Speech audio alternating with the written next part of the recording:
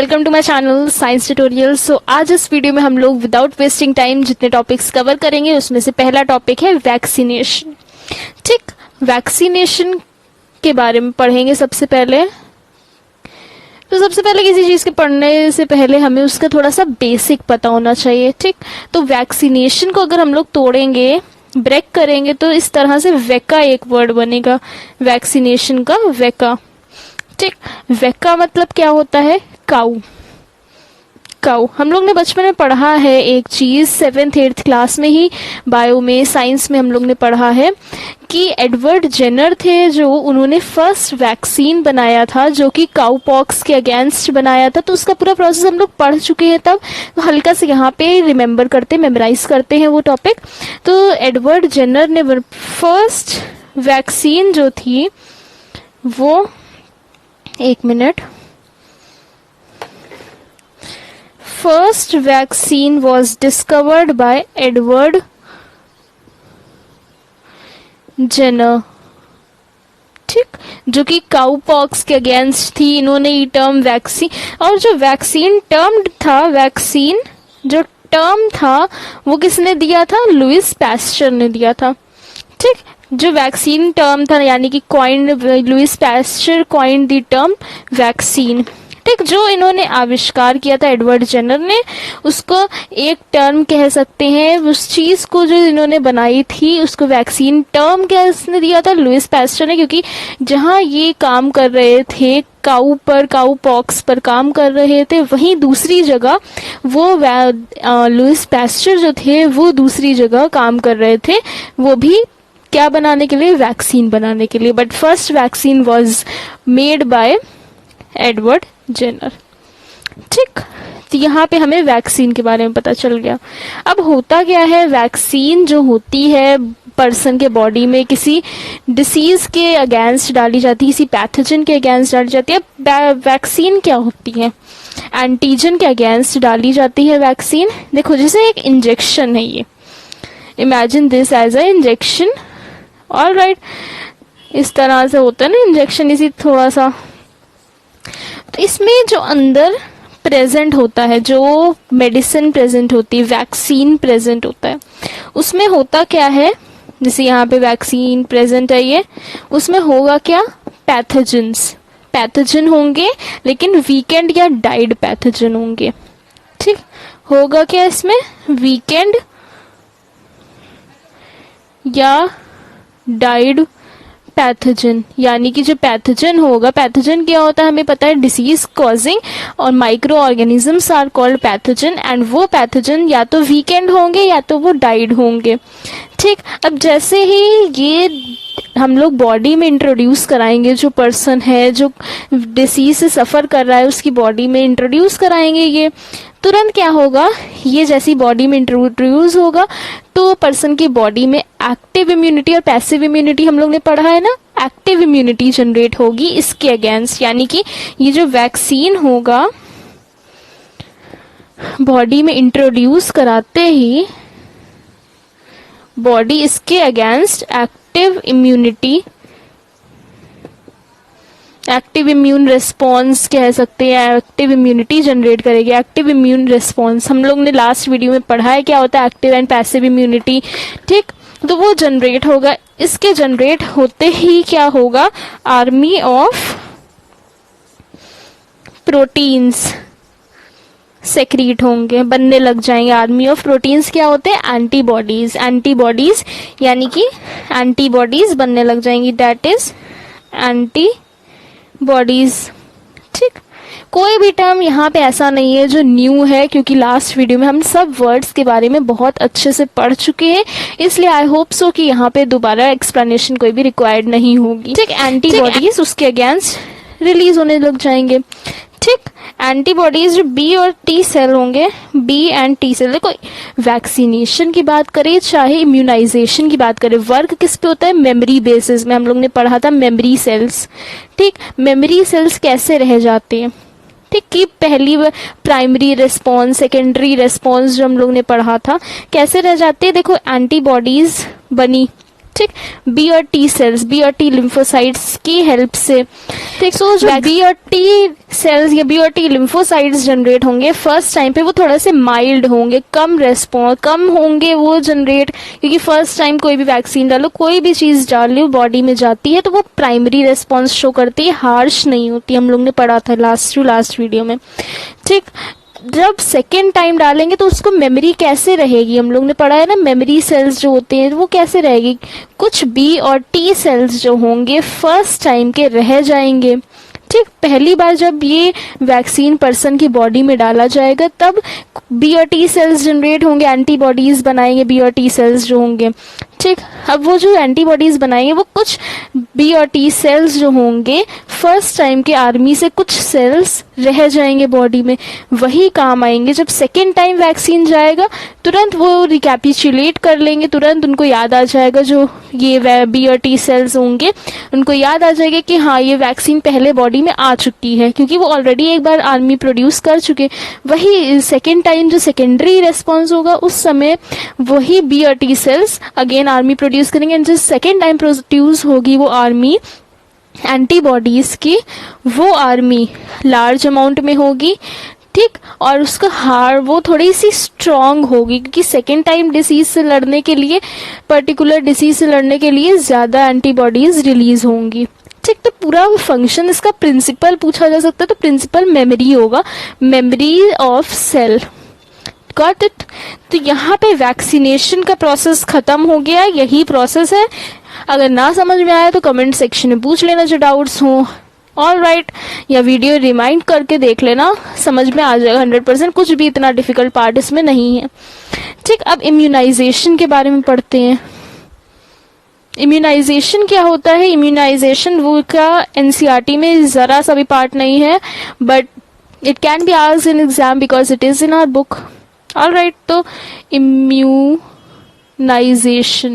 यानी कि वैक्सीन लगने के बाद के जो इवेंट्स होते हैं बॉडी में वो कहलाता है इम्यूनाइजेशन। ठीक, इम्यून हमें पता ही इम्यूनिटी से लिया गया है। ठीक, वैक्सीन इंट्रोड्यूस होने के बाद जो भी इवेंट्स होते हैं हमारी बॉडी में उसे इम्यूनाइजेशन कहते हैं।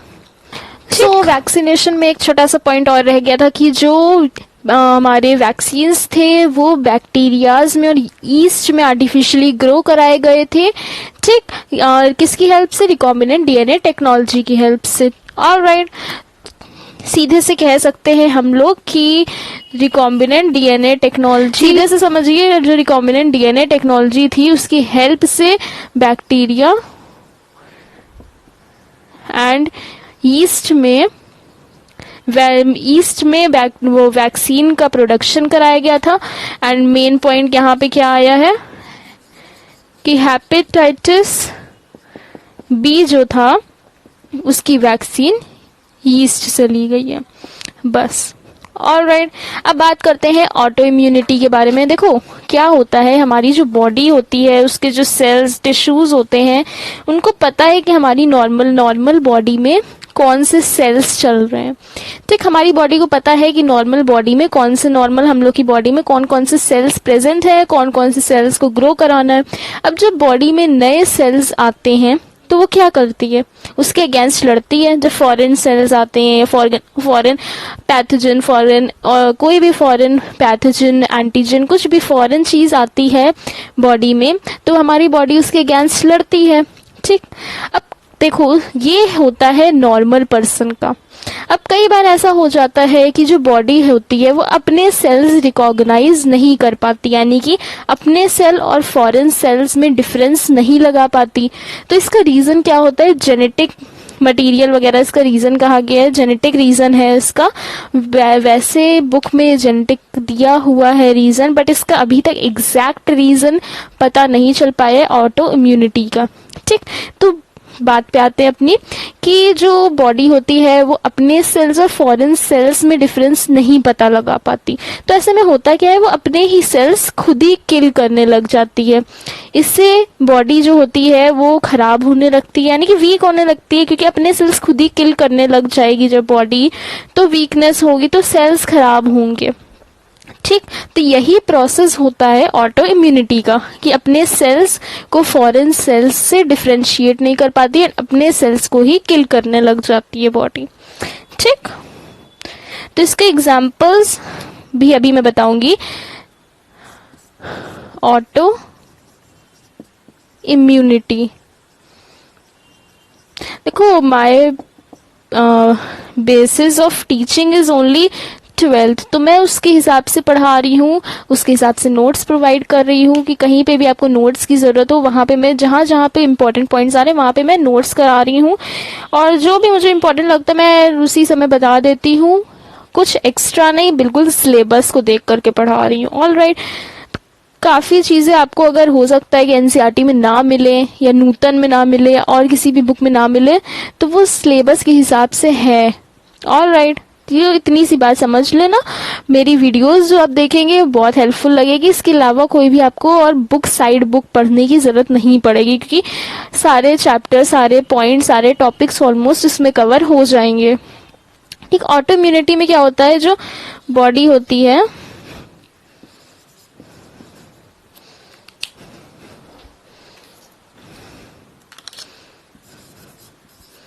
बॉडी जो होती है वो फॉरेन एंड सेल्फ सेल्स में, इन दोनों में डिफरेंशिएट नहीं कर पाती। ठीक, बॉडी फॉरेन सेल्स और खुद के सेल्स में डिफरेंशिएट नहीं कर पाती, तो इसका रिजल्ट क्या होता है कि वो अपने सेल्फ सेल्स को खत्म करती जाती है, kills its own cells. So example of autoimmunity is example of autoimmunity is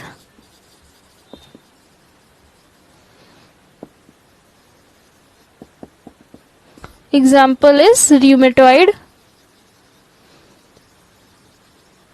arthritis। बात करते हैं गाइस हम लोग आज के थर्ड टॉपिक की, जो कि है immune system in the body. Immune system in the body. All right, तो देखो इम्यून सिस्टम जो है हमारी बॉडी में वो किन किन ऑर्गन से मिलके बना है, सबसे पहले उसकी बात करते हैं। तो first one is lymphoid organs, then cells,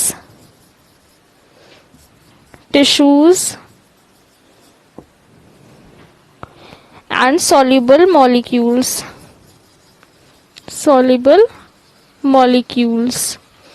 ठीक, soluble molecules में एंटीबॉडीज आएंगी।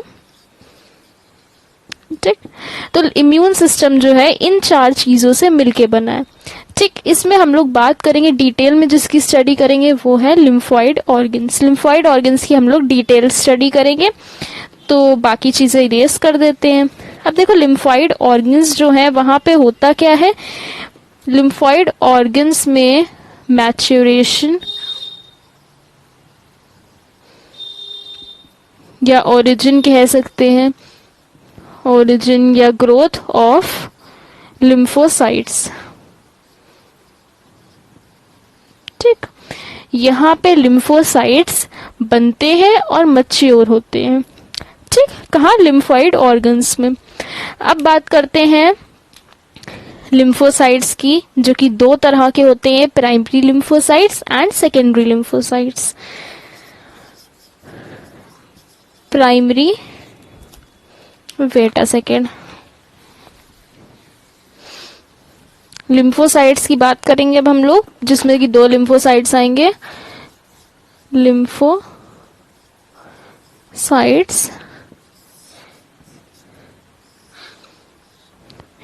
Primary lymphocytes and secondary lymphocytes. ठीक, प्राइमरी लिम्फोसाइट्स में क्या आएंगे? Bone marrow and thymus. Bone marrow and thymus. Secondary lymphocytes में क्या आएंगे? Lymph nodes,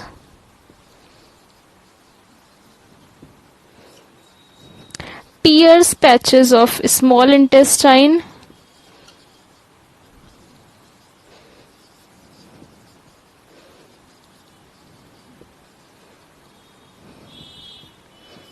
spleen and tonsils.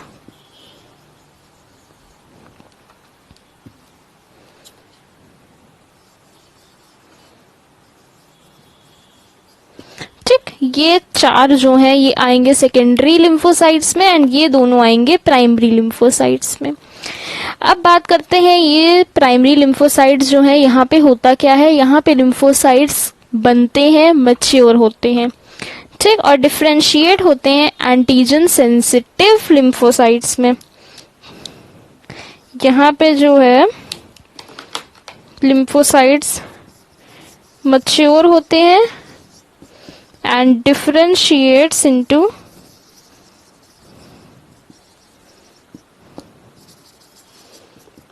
antigen sensitive lymphocytes। मतलब क्या है इसका? एंटीजन सेंसिटिव लिम्फोसाइट्स जो एंटीजन्स को आइडेंटिफाई करने का प्रोसेस मैच्योर होने के बाद यहीं से स्टार्ट होता है। ठीक, मैच्योर होने के बाद ये कहाँ आते हैं? ये जो है यहाँ जो लिम्फोसाइट्स है मैच्योर होने के बाद आते हैं सेकेंडरी लिम्फोसाइट्स में। सेकेंडरी लिम्फोसाइट्स में ये जो मैच्योर लिम्फोसाइट्स होते हैं and secondary lymphocyte site provide करता है। किसके लिए साइट प्रोवाइड करता है? जो लिम्फोसाइट्स हैं वो और एंटीजन बाइंड हो सके ताकि, ठीक, it provides,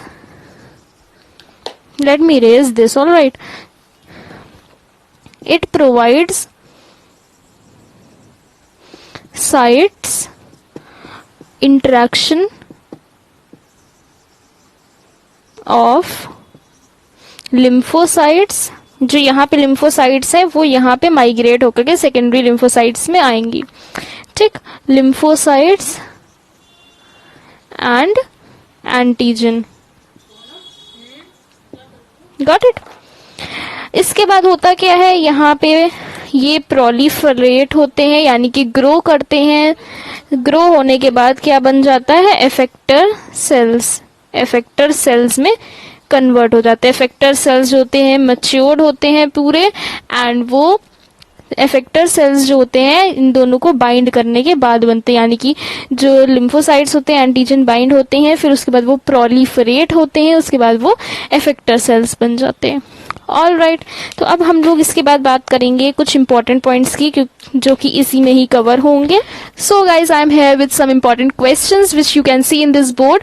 all right, these questions can be asked in this form और moreover in the other form, some other form like question forms and all. All right, these are some important questions we can say or points. So first one is main lymphoid organ, so that is bone marrow.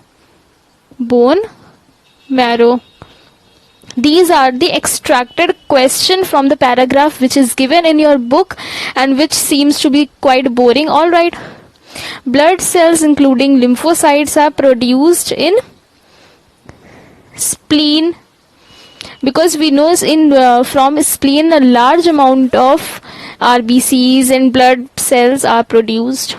All right, size of thymus decreases with age. ठीक, reduced with as, जैसे जैसे as बढ़ती है वैसे वैसे जो thymus होता है उसका साइज रिड्यूस होता जाता है। रिजर्वायर ऑफ आरबीसीज यानी कि एरिथ्रोसाइट्स का रिजर्वायर क्या होता है? स्प्लीन। ठीक, शेप ऑफ स्प्लीन क्या होती है? बीन शेप्ड होता है, बीन शेप्ड। अब यहाँ पे एक और मोस्ट इंपॉर्टेंट क्वेश्चन है, 5 स्टार क्वेश्चन जो है, माल्ट। माल्ट क्या होता है? इसका सबसे पहले फुल फॉर्म की बात करी जाती है, म्यूकोसा एसोसिएटेड लिम्फोइड टिश्यू। जो म्यूकोसा एसोसिएटेड लिम्फोइड टिश्यू है, ये हमारी बॉडी में कहाँ कहाँ पे प्रेजेंट होता है? जो मेजर ट्रैक्ट्स होते हैं, मेजर ट्रैक्ट्स, जैसे कि रेस्पिरेटरी ट्रैक्ट, डाइजेस्टिव ट्रैक्ट और urogenital tract. Respiratory tract, urogenital and digestive tract. तो यहाँ पे प्रेजेंट होता है म्यूकोसा एसोसिएटेड लिम्फोइड टिश्यू। ठीक, लिम्फोइड टिश्यूज यहाँ पे प्रेजेंट होते हैं एंड इन तीनों के पास की जगह जहाँ पे लिम्फोइड टिश्यूज प्रेजेंट होते हैं, इन सबके देखा जाए अगर एक साथ, तो ये 50% लिम्फोइड टिश्यू हमारे बॉडी का कवर करते हैं। यानी कि हमारे बॉडी में जितना लिम्फोइड टिश्यूज प्रेजेंट हैं जितने, उन सब का 50% यहाँ पे इन सारे ट्रैक्ट्स में प्रेजेंट होता है। ऑल राइट, जो इसकी फिर डेफिनेशन क्या होगी? सबसे पहले तो डेफिनेशन पूछी जाए तो आप लोग लिखिएगा फुल फॉर्म। ठीक, अब होता क्या है, ये जो म्यूकोसा एसोसिएटेड लिम्फोइड टिश्यू है, जो माल्ट है, ये प्रेजेंट होता है कहाँ? मेजर ट्रैक्ट्स में प्रेजेंट होता है। ये तीनों ट्रैक्ट्स के नाम लिख दीजिएगा, फिर बस उसके बाद डेफिनेशन कंप्लीट हो जाएगी। ठीक, तो यहाँ पे आज हम लोग ने इस चैप्टर का बहुत मेजर पार्ट कवर कर लिया है। इसके बाद 2 to 3 वीडियोस और लगेंगी, फिर ये चैप्टर फाइनली पूरा कंप्लीट हो जाएगा। ऑल राइट, एंड मैं बहुत जल्दी कोशिश करूंगी कि बहुत जल्दी इस चैप्टर को खत्म कर दे, क्योंकि बहुत सारे पार्ट्स ऑलरेडी बन गए हैं। जितने ज्यादा पार्ट्स बनेंगे उतना बोरिंग लगेगा चैप्टर फिर। ठीक, तो जल्दी से जल्दी इस चैप्टर को फिनिश करके हम लोग बहुत जल्दी कोई नेक्स्ट चैप्टर स्टार्ट करेंगे। तो अगर वीडियो ये वाली मेरी हेल्पफुल लगी हो तो please hit like button to this video, and इस वीडियो को देखने से पहले प्रीवियस वीडियोस जरूर देखिएगा। उन वीडियोस में भी लाइक बटन प्रेस करिएगा, बेल आइकन पर प्रेस करिए, सब्सक्राइब करिए मेरे चैनल को, and share my videos to your friends and to the dear ones. Thanks for watching, bye bye.